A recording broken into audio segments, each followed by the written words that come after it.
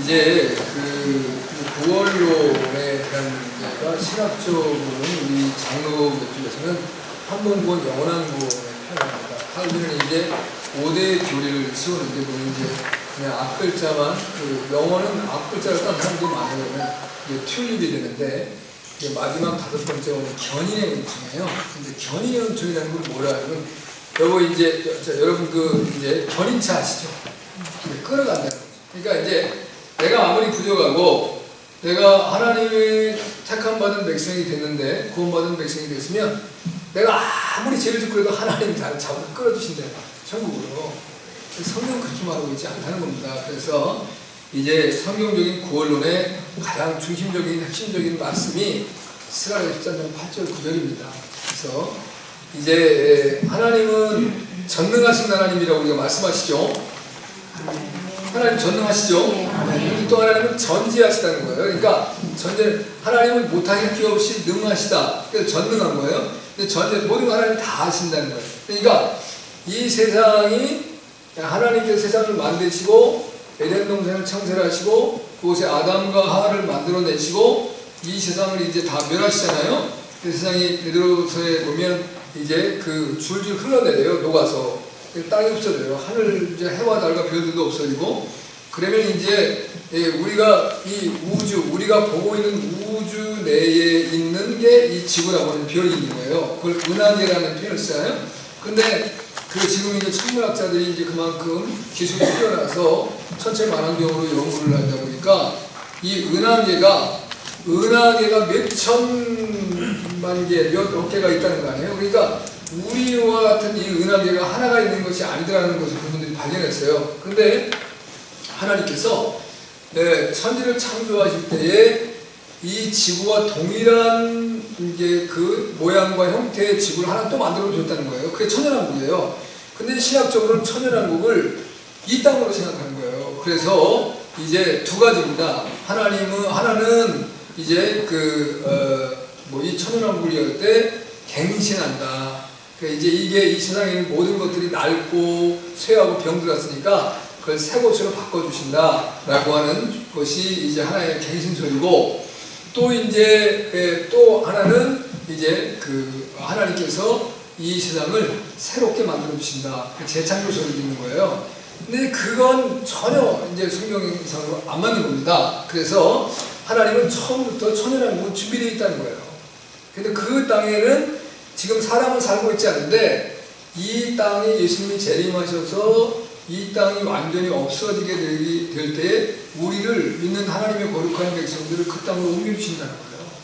근데 이제 그거는 우리가 어떤 방법으로 하나님 옮기실지는 아무도 몰라요. 그 천체가 천연왕국이라고 하는 하나님께서 만들어 놓은 그 이제 지구와 동일한 것이 이 지구 가운데로 끌어당기셔서 우리를 글로 몰아넣으실지 아니면 저는 그렇게는 아실 것 같지 않고 천사들을 통해서 이제 이끌어 가실 거예요. 기본적으로 이제 우리 믿는 거룩한 백성들을 하나님께서 세상을 심판하시기 전에 하나님의 택한 백성들을 감람산으로 불러 모으세요. 그것도 천사들이 하는 거예요. 왜냐하면 그때는 비클 타는 게 없어요. 비행기도 없고 자동차도 없고 기차도 없고 아무것도 없어요. 그러면 이제 그 동서남북 사방에서 하나님 불러 모으시는데 그걸 이스라엘을 이제 동서로 하나님 밀으시잖아요.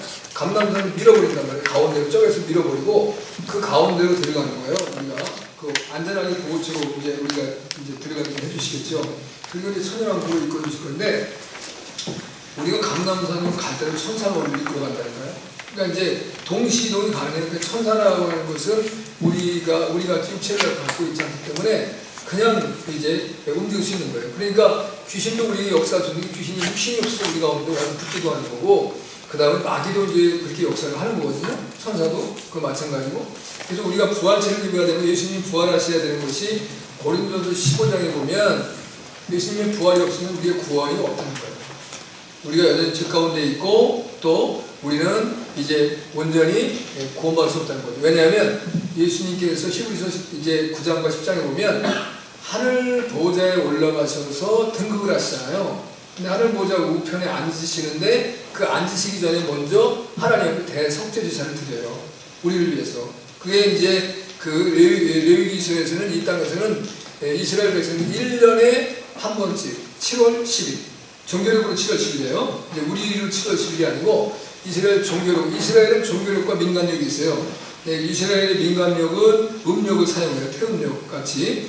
근데 이제 이스라엘의 종교력은 그 6월절, 쉽게 말하면 애굽에서 이스라엘 백성들이 건진받는 그날 1월 14일 이제 1월 1일로 계산하는 거예요. 그들의 이제 계산법으로. 그게 종교력이에요.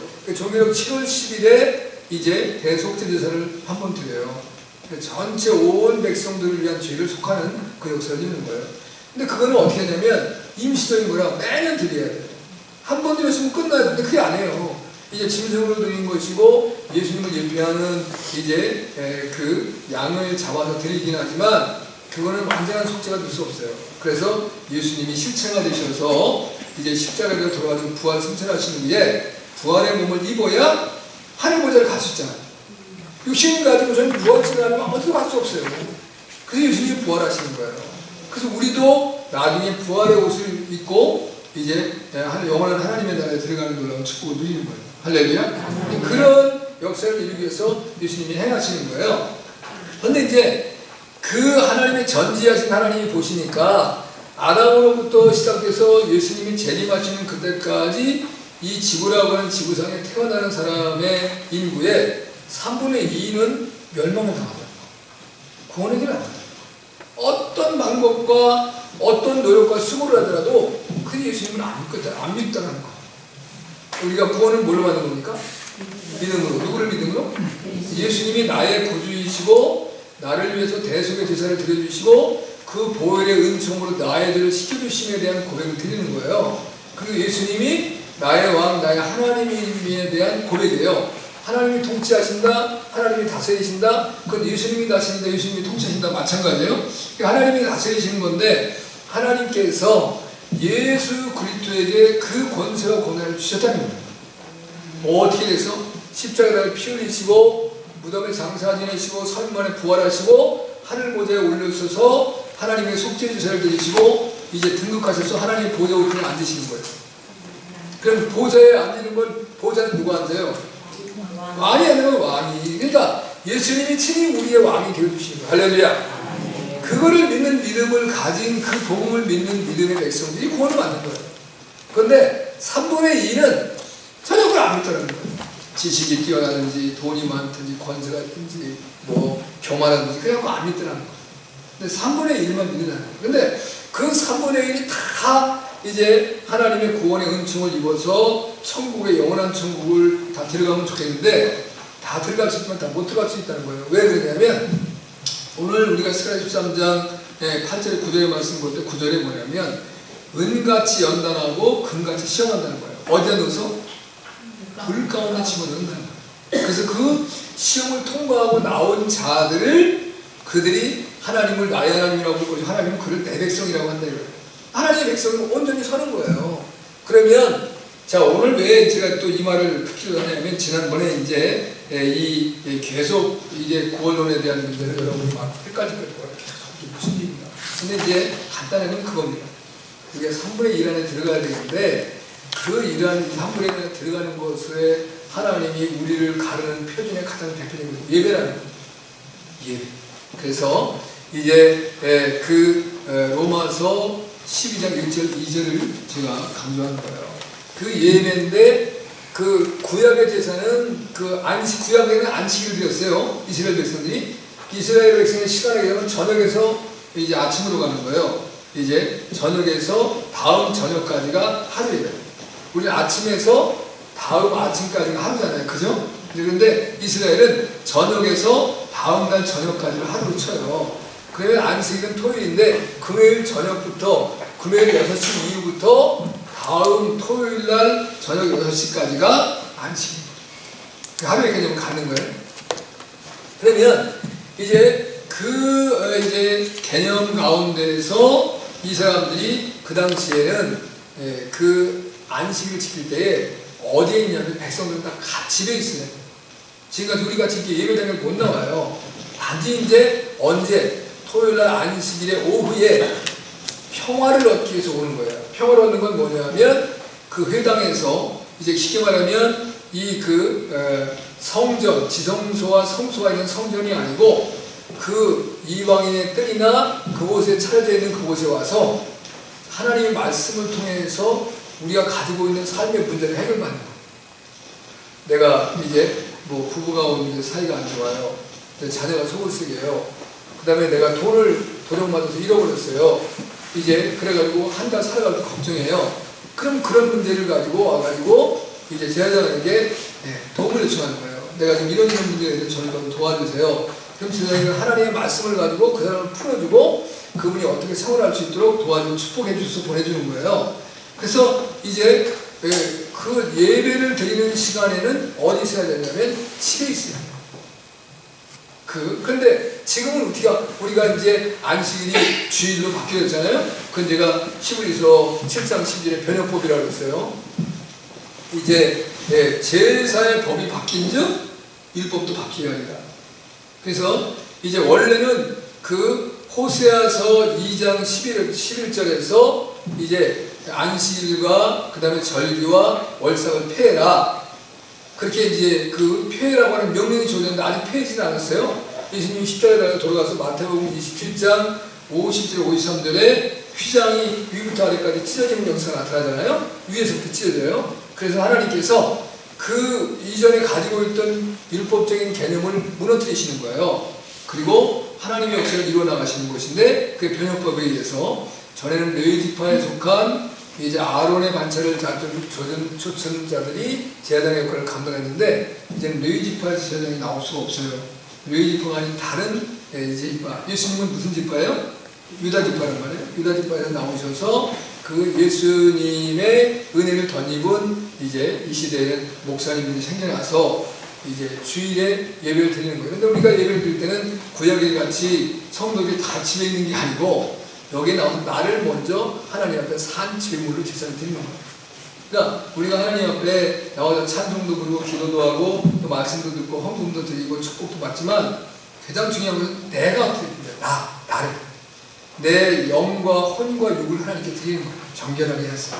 그래서 로마서 10장 1절과 2절이 그렇게 중요한 거예요.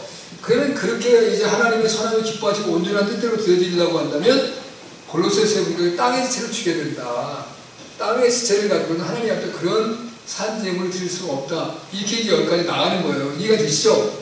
네, 이걸 여러분이 이해를 하셔야 돼요. 그런데 땅의 지체가 오늘 지난번에 여기 골로새서 3장에서 말씀하는 것처럼 땅의 지체가 다양하게 등장하는데 거기에 보면 처음에 음란과 부정과 그 다음에 사욕과 악한 정의라고 해서 지금 이제 악하다라고 하는 것까지 시작되었는데 그럼 악한 정의 중에 악하다, 우리를 악하다라고 말할 때 뭐를 말하냐고 하는 건 지난번에 성경적인 그 악함의 말씀을 보았을 때 고난을 거절하는 거.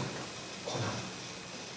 그러니까 이게 상당히 어려운 말이에요. 여러분한테 제가 이제 이걸 처음부터 이 말씀을 드려야 되는 건데 이걸 계속 다른 말씀을 하고 들려서 하는 것이 여러분이 성경의 말씀을 붙잡고 오면서 내가 이 땅에서 하나님의 거룩한 백성으로 살아가는 데 있어서는 고난이라고 하는 고통이 왜 있구나.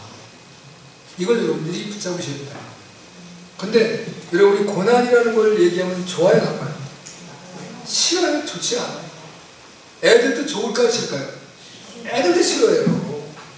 근데 성경은 고난을 거절한다라고 하는 것은 하나님의 거룩한 백성에게 구원받는 백성에게는 있을 수 없는 일이죠. 그래서 제가 구원의 조건을 두 가지로 하고 그랬잖아요. 첫째는 열매를 맺는 것이고 두 번째는 예수님이 가신 길을 따라가는 거예요. 그 예수님이 가신 길은 무슨 길이에요? 고난의 길이고 십자가의 길이라는 거예요. 내가 힘들고 어렵지만 예수님이 나를 위해 다 고난을 다 져주시고 난 고난을 안 받게 해주세요. 그런 건 있을 수 없다는 거예요. 그래서 예수님이 누군지 나를 따라오면 첫째는 뭐라고? 자기를 부인하고 두 번째는 네 십자가 네가 지라는 거예요. 네가 받아야 될 고난은 네가 받으라는 거예요. 나는 너희 모두를 위해서 고난을 져줬지만 그래서 우리가 받는 고난의 강도를 약하게 내줄 수 있을 거예요. 그게 진이 이제 고난이 너무 심각거리면 우리가 못 견디잖아요. 그래서 예수님이 당한 고난으로서 우리의 고난의 강도는 좀 약하게 줄일 수는 있지만 고난이라는 그 과정의 코스는 거쳐야 된다는 거예요. 아멘? 이게 참으로 어려운 일이에요. 자, 그러면 정말 성경이 이렇게 말하고 있는가 한번 보도록 하겠습니다. 빌립보서 1장 29절. 빌립보서 1장 29절.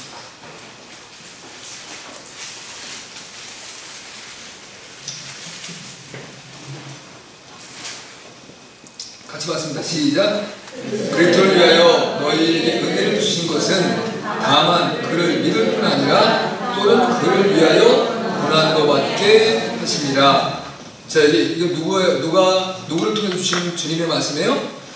바울 사도를 통해서 우리에게 주시는 주님의 말씀이에요. 지금 바울이 이제 로마 감옥에서 빌립보 교회 성도들에게 주시는 말씀인데, 그리스도를 위하여 우리에게 은혜를 주셨다는 거예요. 우리가 은혜를 주셨어요. 예수님의 이제 우리의 구세주인 예수님을 잘 섬기고 따라가기 위해서, 그거는 그를 믿을게 하기 위해서 은혜를 주신 것뿐만이 아니라 고난도 우리가 이제 받게 하기 위해서. 누구를 위해서? 예수님을 위해서. 예수님을 위한 고난이 아닌 고난은 아무 의미가 없어요. 여러분이 예를 들어 죄를 지어 고난을 받았다. 그런 의미가 없는 거예요. 한번 보십시오. 베드로전서 2장 19절에서 21절. 베드로전서 19장 21절에서 베드로전서 2장 19절에서 21절에 봤습니다. 천천히 한번 같이 말씀을 나눠보도록 합니다. 시작. 매매 고난을 받아도 하나님을 생각함으로 슬픔을 참으면 이는 아름다우나, 죄가 있어 매를 받고 참으면 무슨 칭찬이 있으리요. 오직 선을 행함으로 고난을 받고 참으면 이는 하나님 앞에 아름다우니라. 이를 위하여 너희가 부르심을 입었으니 그리스도도 너희를 위하여 고난을 받으사 너희에게 본을 끼쳐 그 자취를 따라오게 하려 하셨느니라. 그러니까 고난에 두 가지가 있다고 말해요. 하나는 그리스도를 위한 고난이 있고, 하나는 죄를 통한 고난이 있다는 거예요. 죄는 뭐예요? 죄를 통한 것은 내가 내 멋대로 살다가 고난당하는 거예요. 여러분, 예를 들면 내가 자동차 운전을 하다가 딱지가 끊겼어요. 기분 좋아요, 나빠요? 되게 나빠요. 그 다음에 그 벌금을 내는 게 아까워요. 까진 건 뭐 그럴 수도 있지. 나라를 위해서, 뭐 국가를 위해서 내가 뭐 도로 가는데 돈 1원도 안 냈으니까 도로 포장하는데 좀 도움을 주자, 이런 생각이 들어요. 지하게 아까워요. 이건 다른 것보다 유독 그 교통 이제 법규 위반으로 딱지를 끊기는 게 그렇게 아까울 수가 없어요. 그 있는 자도 마찬가지일 것 같아요. 우린 뭐 없는 사람인데, 근데 있는 사람도 굉장히 아까울 것 같아요. 그건 진짜 너무 아까운 거예요. 근데 그게 내가 주님을 위해서 이 고난을 받았구나, 이 생각이 들어요? 아니, 내가 법규를 어겨가지고 내가 죄를 져가지고 이제 그게 하나님 앞의 죄는 아니지만 이 세상적인 죄를 져서 법규를, 그 교통법규를 어겨가지고 그걸 이제 고난을 당하는 거예요. 그래서 이제 바삐 가야 되는데 잡히니까 시간이 많이 걸려요? 덜 걸려요? 많이 걸려요. 그 다음에 거기서 뭐 교통경찰관이 딱 내가 이거 이제 면허증 제시해 주세요. 지금 이제 그 교통법규 몇 조 배당에 무엇을 지금 이제 그걸 발급하셨습니다. 그래, 범칙금 얼마를 지금 보겠습니다. 그러면 이제 뭐 어떤 사람은 그냥 이거 내가 잘못했으니까 하고 면허증 딱 내는 사람도 있고, 어떤 사람은 한번 봐주시오 뭐 이렇게 하는 사람도 있고, 왜 나만 잡아요? 저 사람은 안 잡고. 그럼 뭐라는 줄 아십니까? 못 봤습니다. 그 사람은 못 보고 나만 봤다는 거예요. 그러니까 그 사람 눈이 한계가 있으니까 어쩔 수 없이 그 사람한테 그렇게 하는 거예요. 그러니까 이게 이제 어떤 사람은 막 그것 때문에 화가 나. 저 사람은 어겼는데 저 사람은 안 잡고 나만 잡는단 말이에요. 그럼 화가 나요, 안 나요? 화가 2배, 3배가 나요. 근데 화내봐야 나밖에 소용없어. 왜? 그거는 딱지를 끊는 사람 마음이야. 그 사람이 나를 잡아서 끊고 싶었으니까 끊는 거야. 다른 사람, 그래, 뭐 하다가 보면 실수할 수도 있지. 봐주면 봐주는 거야. 그럼 그 사람 마음. 근데 왜 저 사람만큼 나 끊느냐고 그러면 그것도 안 되는 거지. 왜? 잘못을 범하면 내가 확실히 범한 거니까. 그냥 그럴 때는 그냥 아이고 죄송합니다, 수고하십니다 라고 끊어주면 되는 거예요. 어차피 그래야 내 기분이 더 나빠지지 않지. 그 이외에도 우리가 잘못을 저질러가지고 문제가 생기는 일들이 상당히 많이 있어요. 그래가지고 고난이 와요. 고통스럽고 문제가 생기고. 응? 그러면 그건 상급도 없고 아무 얘기도 없다 이거예요.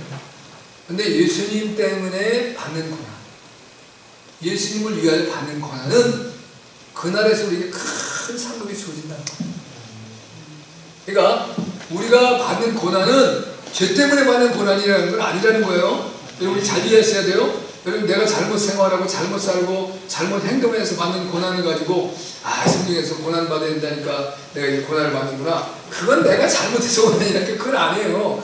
근데 하나님의 몸된 교회를 위해서거나 예수님을 위해서거나 이제 천국을 위해서 받는 고난은 내가 그 하나님 앞에 상도 되어지고 또 그 고난은 우리가 능히 감당을 해야 된다고. 할렐루야. 그러니까 주님을 위해서 받는 고난. 그러면 이제 오늘 같이 읽어봤잖아요. 빌립보서 1장 29절에서는 예수를 믿는 자는 예수를 위해서 고난을 의무적으로 받아야 된다고 말씀했고, 베드로전서 2장 19절 21절은 성도들은 예수 그리스도께서 당하신 고난의 말자취를 따라갈 자로 하나님께서 우리를 불렀다는 거예요. 그러면 우리가 받아야 될 고난인 용어가 가지고 있는 구체적인 뜻을 한번 보아야 되는데, 그 뜻을 살피려면 오늘 말씀을 하나 봐야 됩니다. 베드로전서 4장 1절에서부터 2절입니다. 베드로전서 4장 1절로부터 2절. 베드로전서 4장 1절에서 2절 말씀. 자, 함께 봤죠? 시작. 그리스도께서 이미 육체의 고난을 받으셨으니 너희도 같은 마음으로 값어치를 삼으라. 이는 육체의 고난을 받은 자가 죄를 그쳤음이니 그으로는 다시 사람의 정욕을 좇지 않고 오직 하나님의 뜻을 좇아 육체의 남은 때를 살게 하리라. 자, 여기 예수 그리스도께서 받으신 고난을 받은 자가 죄를 짓지 않는다는 거예요. 그런데 여기 보면 이제 무슨 고난이 있으면 죄가 없다 그래요? 육체의 고난이 있으면 죄가 없다는 거예요. 고난을 통해서 죄질 생각을 버린다는 거예요. 그래서 내 남은 인생 동안 내가 죄의 정욕을 따라 살아가지 않는다는 거예요. 사람의 정욕이라는 게 죄의 정욕이거든요. 근데 그 죄의 정욕, 4가지, 5가지 욕망에 대한 말씀을 드렸죠. 이건 우리에게 필요해서 하나님께 주신 거예요. 근데 악한 마귀가 우리를 미혹하고 난 다음에 이 하나님이 주셨던 좋은 정욕이 나쁜 정욕으로 싹 바뀌어져 버렸어요. 그래서 하나님께 영광을 돌리는 삶이 아니라 나의 기쁨과 나의 만족을 하는 삶을 살면서 또 하나님께 영광을 돌리지 않을 뿐만 아니라 다른 사람에게 피해를 주는 거예요. 이제 죄의 정욕이, 사람의 정욕이. 그래서 내 만족을 누려. 지금이 아주 우리가 살고 있는 이 시대가 극단적인 이기주의의 삶을 살아가잖아요. 그 다음에 또 이제 우리 대한민국의 이제 노조들도 잘못되어 있는 모습을 보면, 이제 그 강성 노조 같은 사람들 보면 집단 이기주의예요. 자기들만 한 거지 다른 사람에게는 또 관심이 안 가요. 그러니까 이게 정말 모든 노동자들을 대변해서 노동자들 모두가 다 이제 이렇게 자기 권익을 찾고 인권을 찾고 살아가자 하면 좋은데 전혀 그렇지 않아요. 자기 욕심만 찾는 자기들끼리. 그래서 이제 그런 노조들이 뭐예요? 자기 자식들 그 회사에다 집어넣으려고 한다니까요. 그건 자기 힘과 자기 권력을 가지고 하는 거예요. 노조에 속한 조합원이 다 이렇게 할 수는 없지만 적어도 임원 같은 사람들은 자기 자녀들을 그 회사에다 그냥 집어넣는다니까요, 직장을. 그건 또 회사가 받아줘요. 왜? 그래야 회사와 어떤 이제 절충을 하고 또 대화를 나눌 때 그것으로서 이제 잘 스무스하게 넘어갈 수 있고 그렇게 하니까. 그 심각한 문제, 나쁜 거죠.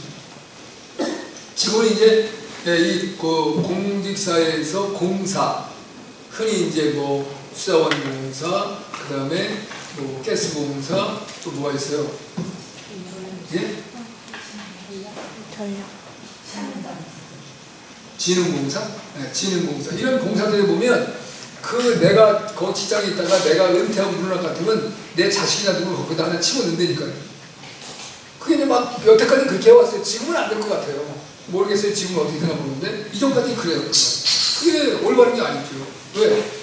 정당한 과정을 통해서 이제 시험이면 시험, 그 다음에 어떤 제도를 통해서 동등하게 이제 경쟁을 이루고 들어가야 되는 거 아니겠어요? 그러니까 요즘에 이 젊은이들이 그런 거에 대해서 아주 민감하잖아요. 이전에는 참 어려시켰단 말이에요. 또 그렇게 되는 걸 그냥 알았고 살았거든요. 근데 지금은 그거 있으면 젊은 사람들이 견디지 않아요. 잘못하면 폭동이라는 거예요. 큰일 날 수 있어요. 그런데 그 집단 이기주의가 심하단 말이에요. 이렇거나 저렇거나 자기들의 울타리를 보호하는데 그 이외의 것은 또 신경을 안 쓴단 말이에요.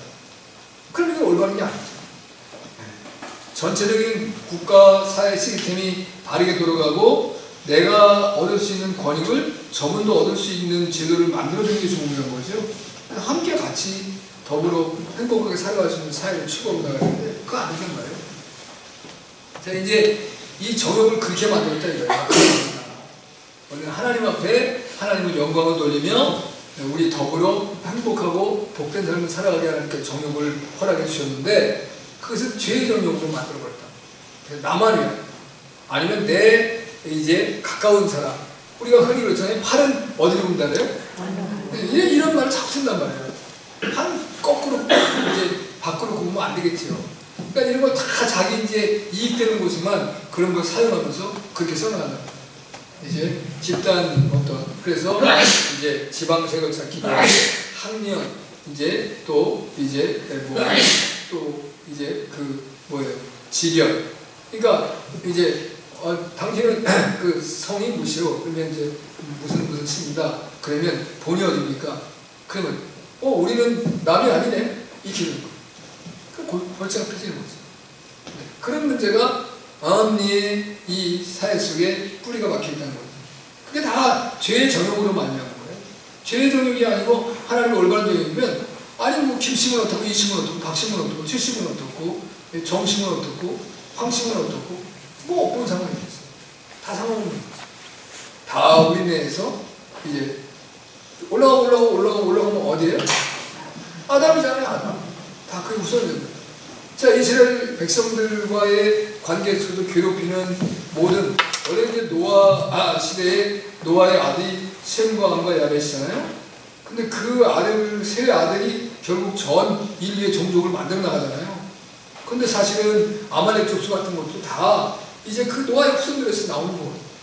근데 이스라엘을 대적하고 또 끊임없이 이스라엘과 적대 관계를 또 이제 모압과 암몬 자손도 아브라함의 조카 이제 롯의 자녀들이잖아요. 근데 그 후손들이 계속 이스라엘을 괴롭히잖아요. 결국 올라가면 다 한 조상인데 싸우고 쌈박질하고 이제 우리는 우리끼리 이렇게 돼버리고 심각한 거죠. 그래서 다시는 죄의 정욕을 쫓지 않고 남은 인생의 삶 동안을 뭐를 위해서 하냐면 그 하나님의 뜻을 따라 살려고 합니다. 할렐루야. 하나님의 뜻을 이제 그 하나님의 선하신 뜻, 하나님의 의로우신 뜻, 하나님의 복되신 뜻, 하나님께 영광을 돌리고 모든 사람들로부터 화목하는 그런 복된 삶을 살아가기 위해서 이제 주님께서 우리 고난을 주셨다는 것입니다. 자, 그럼 고난에 대한 문자적인 의미만 오늘 하는 것 같아요. 고난은 이제 성경에서 고난에 대한 종류가 뭐 수없이 많아요. 그런데 약간 뭐 19개 정도 크게 나누시는데 여기서는 그냥 대표적인 고난, 대표적으로 나타나는 고난, 그 고난에 대한 말씀을 한번 드려볼 거예요. 첫째는 뭐냐면 곤경에 빠져 살게 하는 삶 가운데에서 우리 승리해야 되는데 곤경에 빠지는 것은 대표적으로는 질병입니다. 우리가 이 땅에 살아가면서 해결되지 못할 많은 아픔과 고통 중에 제일 큰 게 질병입니다. 근데 그 일반적으로 구약 성경에서 나타나는 사건들을 보면 거짓 선지자는 고난이 없다는 얘기죠. 그게 대표적인 게 이스라엘 백성들이 이제 시드기야 왕 때에 바벨론에 의해서 완전히 유다가 멸망을 당합니다. 이제 끌려가는데 거기서 몇 년을 살아야 되면 70년을 하나님께서 포로 생활을 하게 만들어요. 근데 거짓 선지자는 뭐라고 하냐면 아니다. 거기 2년만 있으면 하나님께서 다시 돌아오게 합니다. 이 바벨론 이제 갈 때 금방 망한다. 기도 강력. 예레미야가 내가 그렇게 되면 내 손에 장을 지닌다고 표현해요. 말은 그렇지 않지만 그 정도예요. 자 봐라. 절대로 인연에 들어가지 못한다. 너희가 나무 멍에를 꺾으려면 하나님이 쇠 멍에를 내어준 거예요. 멍에는 뭐예요? 멍에는 노예가 쓰는 거예요. 사람으로서 노예가 짊어지는 게 멍에예요. 그래서 혼자가 힘들으니까 둘을 같이 묶어서 힘을 쓰게 하는 거예요. 그래서 우리나라에는 원래는 멍에를 소가 하나 쓰잖아요. 근데 이스라엘 지역에는 이 사막 지역, 광야 지역이고 산악 지역이기 때문에 멍에는 소 2마리가 같이 되어지는 거예요. 그래서 그 엘리사는 소를 몇 결의로 해요? 12결의를 써요. 12결의는 24마리의 소를 몰았다는 거예요. 얼마나 큰 부잣집이었으면 서로 우리는 이제 요즘에 지난번에 한번 텔레비전 뉴스에 나온 것 같더니 기회가 좀 비싸긴 하겠습니다만 농사를 짓는데 그 무인으로 이제 트랙터고 이걸 센서를 움직여가지고 그게 밭을 갈기도 하고 뭘 하기도 하고 이런 걸 만들었더라고 우리나라가. 사용화 단계는 안 왔어요. 실험 단계에서 이제 성공을 한 것 같은데 그럼 그 기획값이 쌀까요 비쌀까요? 엄청 비싸겠죠. 그러니까 그래서 야, 저 그림에 또 하니까. 그리고 이제 우리나라에 그 다음에 농지가 저렇게 넓어서 막 기계만 왔다 갔다 하기가 쉬울까? 근데 왜 그렇게 저걸 만들었을까라는 생각을 해보니까 시골에 누가 많이 살아요? 노인들만 많이 사니까 일하기가 보통 어려운 게 아니에요. 그래서 그걸로 하는 것 같은데 저 기계값이 싸야지만 이제 사용할 수 있을 것 같은데 생각해요. 그러나 이제 미국이나 러시아나 또는 이제 이렇게 땅이 크고 중국은 이제 개발이 얼마큼 되는지 모르지만 미국 같은 나라에서는 이제 기계로 이제 사용하잖아요. 그 소나 이런 거를 못 한다고. 우리나라는 이제 소는 거의 없어지는 기계가 되는데 이제 엘리사가 얼마나 부자였으면 12결의 소를 가지고 이 밭을 갈았냔 말이에요. 대단한 부유한 집에 굉장히 부잣집에 아주 이제 도련님으로 사는 사람이겠죠. 근데 하나님의 부르심 앞에 순종하고 걸어가잖아요. 이게 중요한 거예요. 부자로 부름받든 가난하게 부름받든 하나님 부르시면 아멘하고 따라갈 수 있는 사람이 되면 최고예요. 근데 이제 거짓 선자는 항상 고난이 없다고 해요. 그러니까 예수를 믿어서 왜 병이 걸려? 예수님 믿는 사람이 왜 병 걸리는데? 이건 문제가 있는 거예요. 예수님 믿는 사람 병 걸려요, 안 걸려요? 걸릴 수 있다니까요. 우리가 다양하죠. 마귀가 우리에게 질병을 갖다 줄 수도 있고, 또 내가 너무 무리해서 병이 올 수도 있고. 제가 여러분한테 언제 한번 말씀드렸어요.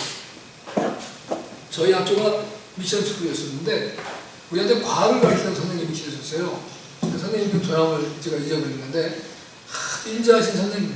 그래서, 선생님은 저런 분이 선생님이 되셔야 된다. 그런데 이분이 그 평택 지역에 과수원을 자기가 가지고 경영을 했어요. 한 5,000평 정도 됐던 것 같아요. 그 당시 이제 배나 이제 평택이 나오는 그 과일이 배와 사과가 나왔었는데, 이제 그렇게 아주 뛰어난 건 아닌 것 같아요. 토질이. 그렇지만 하여튼 게 생산이 됐어요. 근데 당시에 배나무 하나 가지고 있으면 그 대학을 보낸다고 했었어요. 이때는 나무는 컸기 때문에 배 하나에서 배를 엄청 땄을 것 같아요. 근데 그런 걸 5,000평을 경영했으면 얼마나 이제 크게 했었겠어요. 그래서 선생님이 낮에는 학교를 학생들을 가르치고 밤에 가면 과수로 일을 하시는 거예요. 근데 또 연구를 해요. 농법을 이제 더 이제 좋은 것으로 만들기 위해서. 그러다가 그 다음 이제 40대 중반쯤에 돌아가셨어요. 오늘 갑자기 돌아가셨어요. 과로로 돌아가신 거예요. 그러니까 그분은 하나님을 정말 신실하게 믿으셨어요. 저 손이 예수님을 믿으면 저 선생님 같이 신실하고 모든 사람이 존경할 만한 분이 되야 된다. 제가 그 생각을 했었거든요. 그때 예수님을 안 믿었으니까. 근데 그분이 돌아가시더라고요. 제가 큰 충격을 입었어요. 하나님을 믿고 저기 훌륭하신 분이 왜 이렇게 빨리 들어가시나. 근데 제가 나중에 이제 커서 분석한 것이 과로예요. 그러니까 여러분들도 과로하시면 안 돼요. 힘들면 쉬셔야 돼요. 힘들면 못 쉬시죠. 왜 직장생활하는데 힘든다고 내가 나 힘들어 쉬래 이럴 수 없잖아요. 그러나 이제 너무 힘이 들으시면 여러분에게 연차라 같은 게 있잖아요. 그걸 내셔서 쉬셔야 돼요. 그리고 또 이제 육체로만 힘든 게 아니라 정신적으로도 힘들 수 있어요. 그 힘들으면 어떻게 되냐면 연차를 같이 부부끼리 내세요. 그래서 힐링을 하세요. 여행을 꼭 외국을 안 가도 돼요. 우리나라도 좋은 데가 얼마나 많아요. 돈 적게 들였으면서도 가서 아내와 손잡고 이제 뭐 둘레길에도 한번 돌아보고, 그 다음에 또 좋은 음식 아니더라도 아내와 같이 있는데 얼마나 그 음식이 맛있겠어요. 그 음식을 좀 드시고 좀 뭘 좀 사색을 하면서 서로 대화를 하면서 힐링을 할 필요성이 있어요. 지금 아니 내가 여러분 직장의 뭐 사장님은 아니니까 마음대로 여러분에게 그렇게 하라고 그러고 뭐 돈을 주고 갈 수는 없지만 여러분이 그렇게 하면 계획을 좀 짜보시라니까요. 인생이 뭐겠어요, 여러분? 부부로 만나서 사는데 여러분이 옛날에 요즘에 그런 말 아니라고요? 옛날에는 이제 그 오피스 와이프라는 표현을 쓰라고. 그 무슨 말인지 알아요? 이제 회사에서 있는 직원들과 더 친하다는 거예요. 그래서 이제 내가 집에 있는 아내하고는 별로 대화 나눌 시간도 없고 같이 앉아서 밥 먹을 시간도 없는데 우리 회사에 와서는 회사에 있는 직원하고 남자 직원하고 여자 직원하고 뭐 동료가 됐든 뭐 상하 직원이 됐든 간에 같이 대화하고 업무 때문에 얘기를 하고 같이 밥도 먹고 부인같이 이렇게 지낸다는 거예요. 이게 서글픈 얘기 아니겠어요? 여러분? 내가 사랑해서 내가 아내를 만나고 남편을 만나고 자녀도 낳고 살아가는데 이게 뭐겠어요? 그러니까 그런 시간들을 가져보는 거예요. 여러분이 하여튼 노력을 하세요. 근데 과로로 질병이 생길 수도 있고 또 이제 습관이 안 좋아서 이제 질병이 생길 수가 있어요. 음식을 이제 몸에 안 좋은 음식을 자주 먹으려고 하는 사람. 그다음에 뭐 한국 사람들은 남성들은 특별히 뭐 좋아해요? 정력제료예요, 정력제. 뺑 광고 먹으면 다 그거야. 근데 그래도 제가 한국의 남성들이 뭐 힘이 펄펄 나고 뭐 이제 다 우수한 자녀들만 낳고 그래야 되잖아요. 근데 실제로 그래야 안 그래요? 안 그래도 별로 그럼 그건 그냥 속설일 뿐이지 별로 그 의미가 없는 거예요. 내 몸에 이제 잘 맞고 내가 먹어서 탈이 안 나고 내 건강에 이상이 안 생기면 좋은 거죠. 그러니까 이제 너무 기름진 음식들 많이 먹고 뭐 장어 그래 뭐 이런 것들 많이 먹어가지고 뭐 하려고 하는데 잘못하면 간이 다치고 우리 몸 다칠 수가 있거든요. 그럼 또 질병을 거예요. 근데 우리가 그 다음에 또 사고로 또 이제 우리 몸에 문제가 생길 수 있잖아요. 근데 이제 사고를 당했는데 그때 당시에 몰랐는데 지나고 나보면 몸이 또 이상해지고 그러면 이게 왜 내 몸이 이렇게 됐나? 그걸 다 찾아가다 보면 사고 때문에 생겨난 거예요. 그 다음에 이제 과도한 스트레스를 통해서도 우리가 질병이 올 수 있게 되겠죠. 그러니까 너무 쓸데없는 것을 하고 신경 쓰이고 근데 주변의 사람의 괴롭힘으로 질병도 와요. 이제 주변의 사람이 괴롭혀서 그래 우리 대한민국에서는 이 명절의 문화가 아주 안 좋잖아요. 예, 우리 믿는 사람들은 제사를 안 드리니까 좀 덜 하겠습니다만 제사를 드리는 집에 특별히 종갓집 같은 건 어떻게 해요? 며느리나 그 여자분들은 하루 종일 음식만 만들어요. 음식 만들어서 그 온 손님 대접하고 그 사람 그 손님 가면 또 딴 손님 와요. 그 다음에 조금 이제 지나면 또 점심 먹어야 되잖아요. 점심도 대접하죠. 그러면 또 이제 뭐 남자들 뭐 이것저것 놀아요. 그 다음에 뭐 술상 차려와라 뭐하라 그게 그러니까 여자분들은 그 명절이 싫은 거예요. 명절만 되면 미리부터 스트레스가 받고 이제 명절날 오히려 병원에 입원하는 사람이 있어요. 왜? 시집에 안 가요. 가서 받는 스트레스보다 사람이 병원에 가갖고 누워있는 게 더 편할 수 있어요. 이게 너무 가슴 아픈 거죠. 요즘엔 젊은 사람들은 그런 문제 때문에 이혼하는 사람이 굉장히 많더라고요. 믿지 않는 사람들 중에서. 그러니까 여러분이 이제 우리는 그 질병이 와요. 견딜 수 없는 막 죽을 것 같은 거예요. 사랑해서 남편하고 결혼했는데 명절 이제 1년에 몇 번 지나는 것 때문에 살아야 되나 말아야 되나 고민한다니까요. 근데 이제 다들 뭐라 그래요? 시집에서는 야 이거 누구들이 다 하는 건데 너 왜 그러냐? 그러잖아요. 그죠? 그러면 이제 그 시어머니 되시는 분도 자기 아버지 시집에 왔을 때는 그렇게 사는 것이 만족했어요? 불평스러웠어요? 불평스러웠거든요. 근데 자기 며느리를 갖고 며느리도 또 나도 그랬는데 왜 너는 못하냐라고 또 해고 간단 말이에요. 그러니까 이게 마음 아픈 거지. 그러니까 진짜 어머니 입장에서는 뭐예요? 아니 내 딸 귀하게 옛날같이 않게 다 대학교로 다 보내고 그 다음에 요즘에는 이제 결혼하면 뭐예요? 서로 남자 여자 반반 많이 하더라.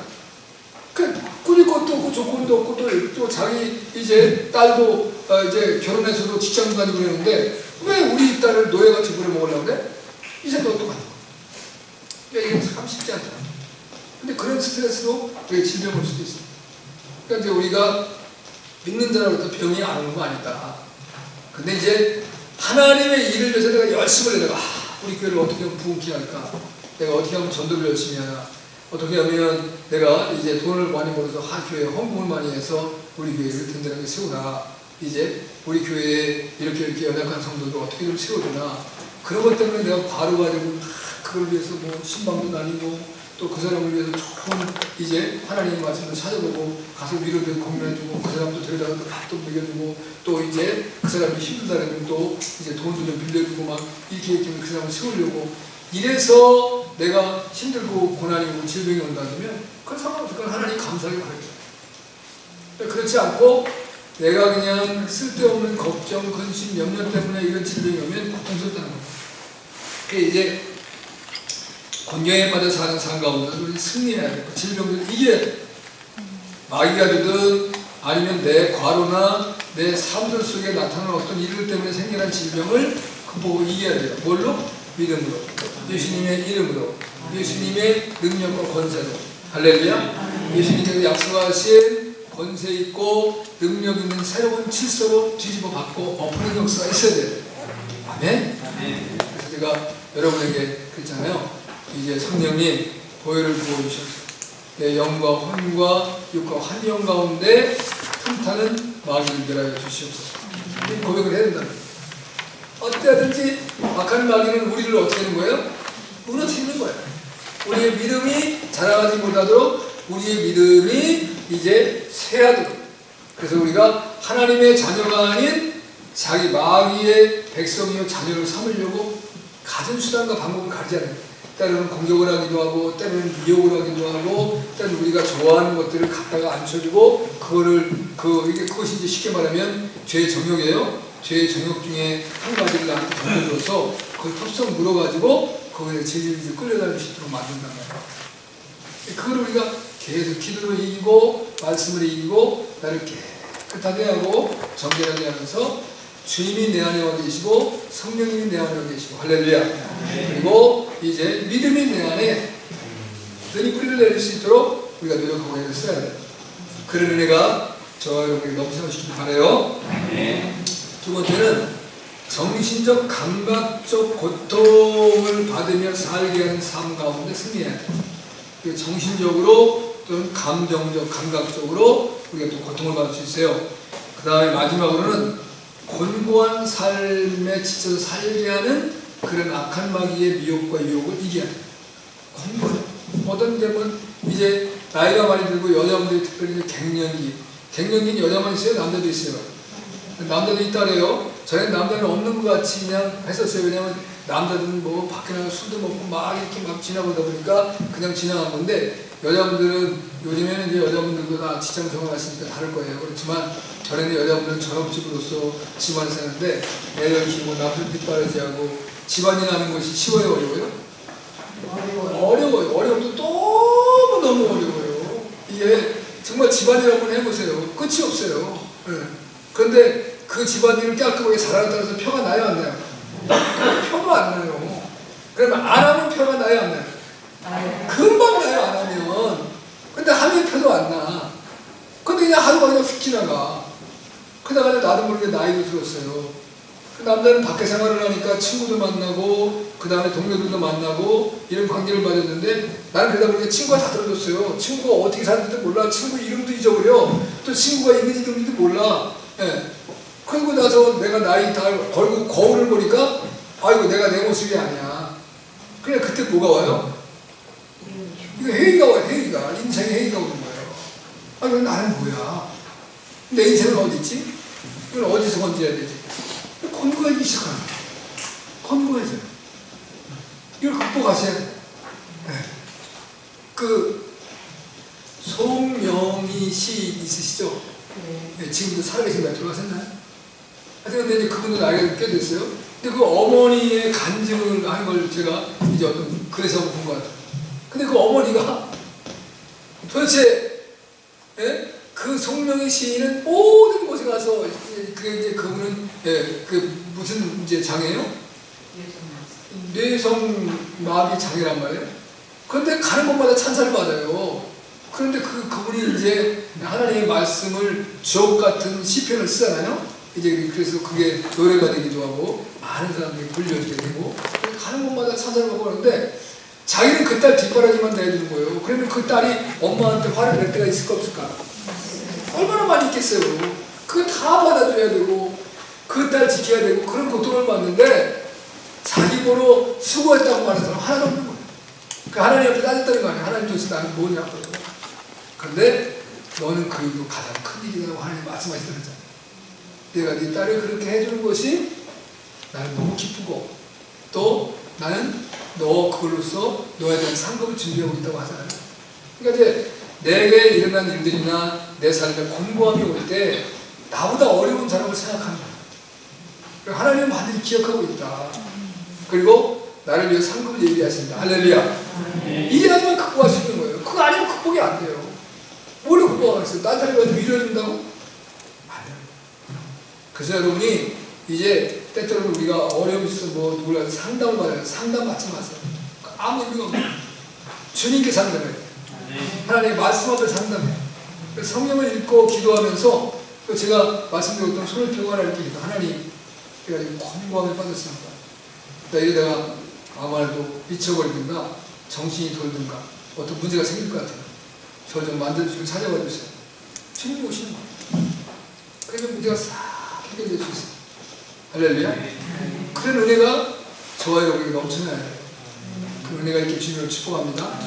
기도하겠습니다.